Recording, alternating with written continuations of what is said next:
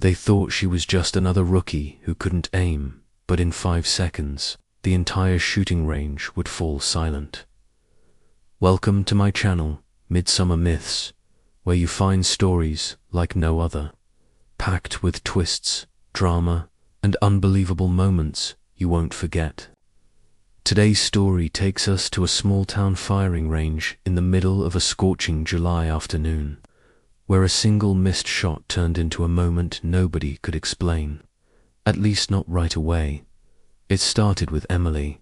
She wasn't military, not law enforcement, just a quiet, reserved woman who had signed up for the Saturday pistol competition because, as she put it, "I've always wanted to try." That was all it took for the regulars to start whispering. This range had its legends: retired Marines, police sharpshooters, guys who bragged about their marksmanship over black coffee and stale donuts. Emily didn't look like a threat to any of them. She stood there in a faded hoodie, hair pulled back, holding her rental Glock like it was something she'd only seen in movies. When the first round started, she missed her target completely. Not just off-center, the bullet didn't even hit the paper. A few guys in the back snickered. One of them muttered loud enough for everyone to hear, "Better stick to knitting, sweetheart." She didn't react, just calmly reloaded. The second shot, another miss.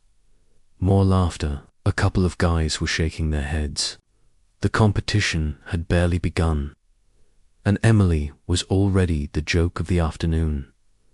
That's when the range officer, a grizzled man named Jack with 30 years in the Marines, walked up behind her. He didn't shout. He didn't correct her stance. Instead, he leaned in and whispered just loud enough for her to hear, "Check the back wall." Emily froze. Slowly, she looked past her lane, past the targets, and saw the faintest circle of splintered wood about 50 feet beyond the last board. It didn't make sense, not to her, not to anyone else who noticed. That wall was thick, solid. The only way a bullet could end up there was if it had gone through something first, or someone had put it there deliberately. But Jack's eyes told her he knew exactly what had happened. What nobody realized yet was that Emily wasn't missing her target at all.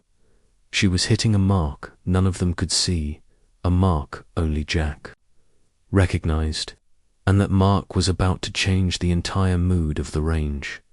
Because when you grow up in a world where people underestimate you, sometimes your best shot is the one they never saw coming. The laughter died fast, but what came next made even the veterans step back. Jack didn't call a timeout. He didn't break the competition rules. He simply placed a hand on Emily's shoulder, giving the smallest nod toward the target lane. "Keep going," he said. Emily, still a bit shaken, adjusted her stance. The guys in the back were watching closely now, curious, maybe even a little uneasy. She took a breath, fired again. The paper target stayed untouched. The scoreboard still showed 0. The laughter was quieter this time, replaced by muttered confusion. But on the far back wall, another small splinter appeared, almost perfectly aligned with the first. Jack's eyes narrowed. He knew this pattern, knew the precision it took to thread bullets through the same hidden gap in the target.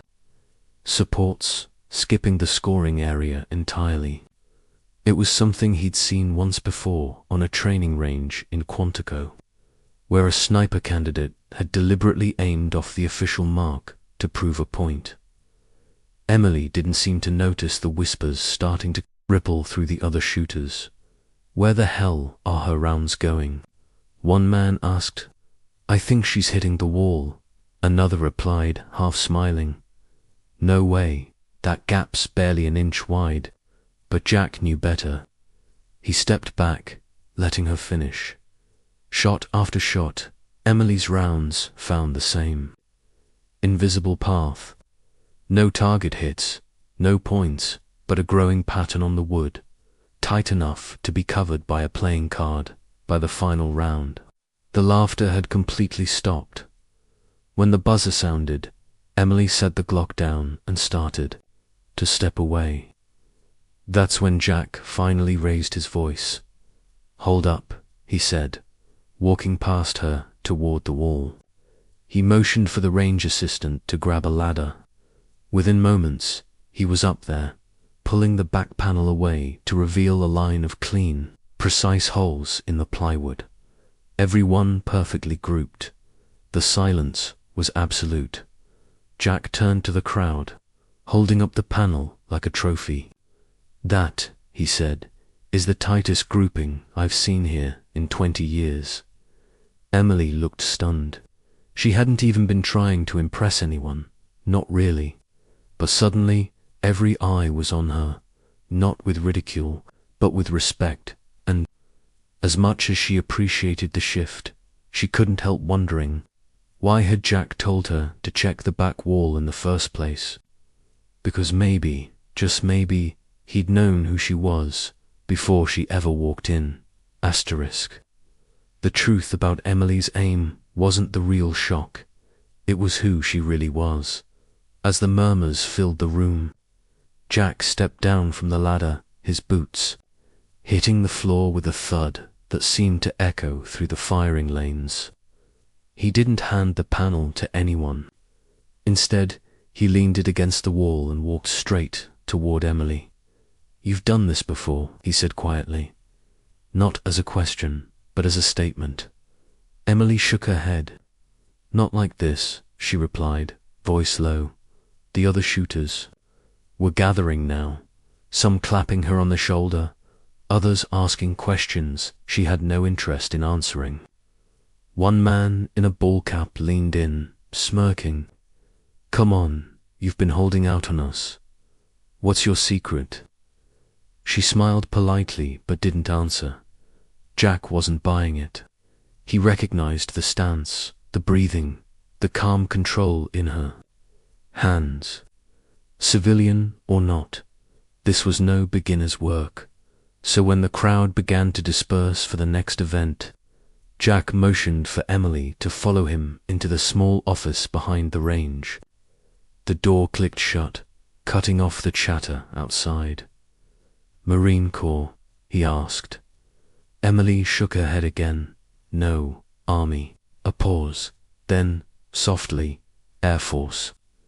Jack leaned back in his chair, crossing his arms. It all made sense now. The Air Force wasn't just about planes.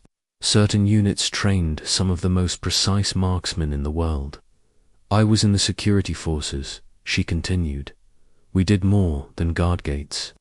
Jack nodded slowly. "And today, this little stunt." Emily's expression hardened. "Wasn't a stunt. You told me to check the back wall. I figured you wanted to see if I could hit a tighter grouping than anyone else here, so I did." Jack studied her for a moment, then smiled faintly. "You did more than that. You reminded them what real precision looks like, and you didn't even need the scoreboard to do it." Emily shrugged. "They wanted a show. I gave them one. But there was something in her tone, something unspoken. Jack wasn't sure if it was pride, defiance, or maybe even a touch of sadness. Before he could ask, the next round of shots rang out from the firing lanes. Jack stood, offering his hand.